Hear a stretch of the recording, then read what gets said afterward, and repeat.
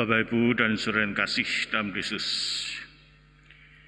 Injil Lukas hari ini menceritakan kepada kita tentang Yesus yang dipersembahkan di Bait Allah. Ketika sudah tiba waktu penyucian menurut hukum Musa, maka orang tua Yesus membawanya ke Yerusalem dan mempersembahkannya kepada Tuhan seperti diperintahkan dalam Taurat, yakni semua anak laki-laki sulung harus dikuduskan bagi Allah. Bapak, Ibu, dan saudara kasih,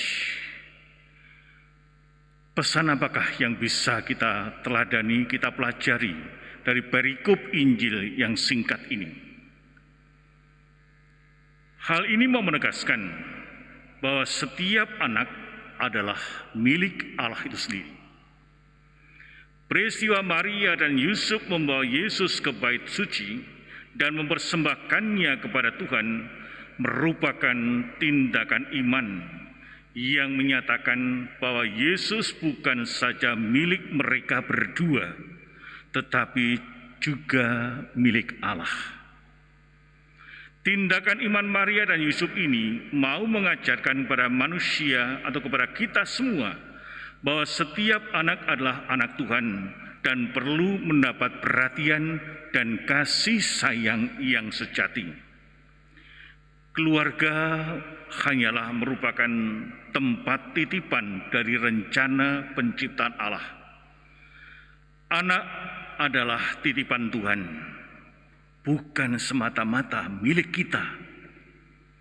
Keluarga Kristen merupakan lembaga formal di mana rencana penciptaan Tuhan dapat terlaksana dengan baik.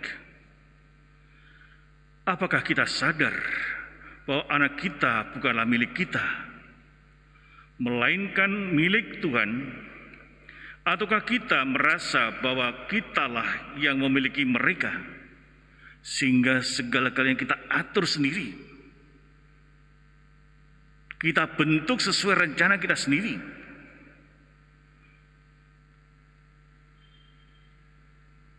Ataukah kita sungguh-sungguh menyadari bahwa anak adalah milik Tuhan, sehingga kita harus mendidik, membangun masa depan mereka sesuai dengan rencana dan kehendak Tuhan itu sendiri?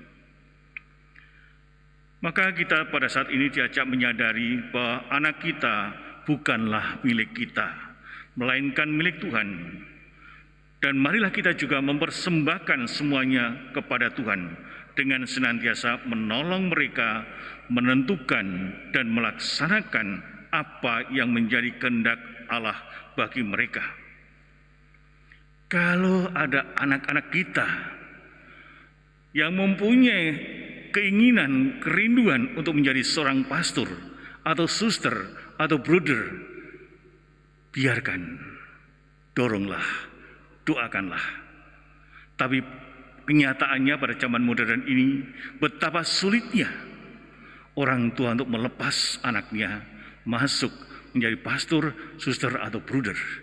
Ini adalah suatu tanda seolah-olah anak itu adalah milik orang tua semata-mata, sehingga tidak mampu lagi melihat rencana Allah di dalam pribadi sang anak. Bapak, Ibu, dan saudara yang kasih, pada perikop Injil hari ini ditegaskan bahwa setelah semuanya itu terjadi menurut hukum Tuhan sudah selesai, maka keluarga itu kembali ke Nazaret, membesarkan Yesus di Nazaret, sehingga Yesus tumbuh kuat, penuh hikmat, dan kasih karunia ilahi ada di atasnya. Menarik kalau kita perhatikan dengan cermat hal ini. Yesus pun menjadi dewasa dan bertumbuh dalam kesalian yang turun-temurun dijalani oleh orang-orang Yahudi pada waktu itu. Oleh karena itu, ia nanti dapat mengajarkan kepada orang banyak bagaimana hidup beragama yang sejati. Bahkan dia mengajari orang-orang Farisi dan ahli Taurat sekalipun Tokoh-tokoh agama pun diajari ini loh cara hidup beragama yang sebenarnya, yang sejatinya, yaitu mencari Allah, kehendak Allah, dan melaksanakan kehendak Allah dalam hidup yang nyata. Setiap keluarga Katolik yang mengajarkan dan hidup bersama anak-anaknya berdasarkan tradisi dan nilai-nilai Kristiani, maka akan menyaksikan pertumbuhan hidup anak-anaknya yang penuh hikmat dan penuh kasih karunia ilahi. Betapa sering kita melihat bahwa tradisi-tradisi Kristiani, tradisi-tradisi Katolik mulai ditinggalkan oleh orang-orang zaman modern ini. Misalnya aja doa rosario dalam keluarga, banyak yang sudah tinggalkannya karena begitu aktifnya, gesitnya untuk bukan rosario tetapi main HP di tangannya. Banyak tradisi-tradisi Katolik yang bisa mengantar anak-anak kita untuk hidup saleh, namun mulai diabaikan.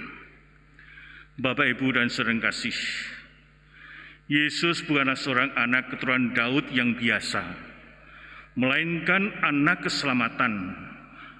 Dia adalah anak terang dan kemuliaan bagi umat Israel, sebagaimana yang diramalkan oleh Simeon dan juga oleh Hana. Hana adalah seorang nabi yang tetap menunjukkan kesetiaannya, beribadah bahkan berpuasa kepada Allah pada masa tuanya. Kendati Hana usianya sudah 84 tahun, dia tetap rajin beribadah, rajin berdoa, rajin berpuasa di dalam hidupnya. Sehingga setiap hari dia berada di bait Allah, menikmati hadirat Allah, berdoa dan mengucap syukur senantiasa. Itulah cirinya orang yang dekat dengan Allah, yaitu berani mengucap syukur setiap saat.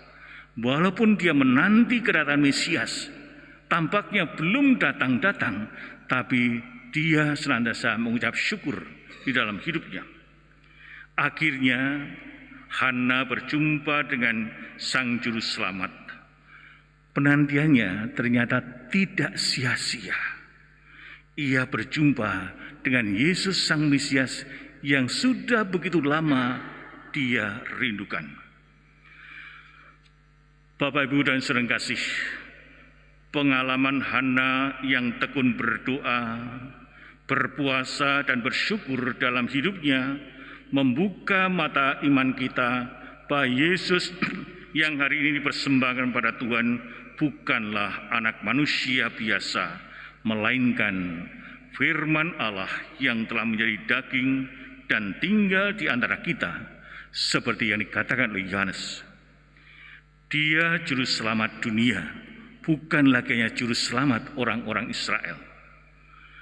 Dan setiap orang yang mendengarkan perkataannya dan melakukannya dalam hidup sehari-hari akan beroleh keselamatan abadi, akan menjadi terang bagi orang banyak, bahkan akan menjadi terang bagi bangsa-bangsa.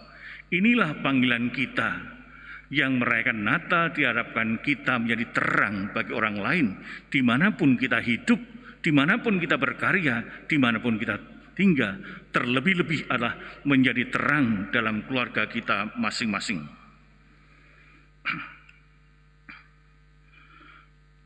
Sehingga pada akhir tahun 2020 ini tinggal 1 hari lagi. Mari kita merenungkan kembali relasi kita dengan Allah selama tahun 2020 ini yang akan segera berlalu. Tinggal 1 hari, besok sudah terakhir tahun 2020. Apakah kita masih hidup berdasarkan tradisi-tradisi dan nilai-nilai hidup Katolik atau tidak? Ataukah kita sudah jauh dari kebiasaan-kebiasaan Katolik dan telah terlanjur jauh dari Allah sendiri? Apakah kita masih percaya pada Yesus sebagai sumber keselamatan, terang, dan jalan menuju kemuliaan Allah?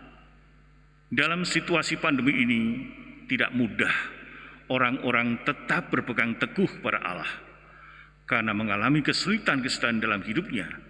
Kita bisa bertanya, apakah pada masa pandemi ini, pada masa yang sulit ini, kita masih percaya bahwa Yesus adalah terang dalam hidupku, bahwa Dia menuntun aku menuju kemuliaan Allah. Pertanyaan singkat ini mengajak kita semuanya kembali, yaitu bagaimana kita hidup dan mencari Allah, menemukan Allah dalam situasi apapun juga.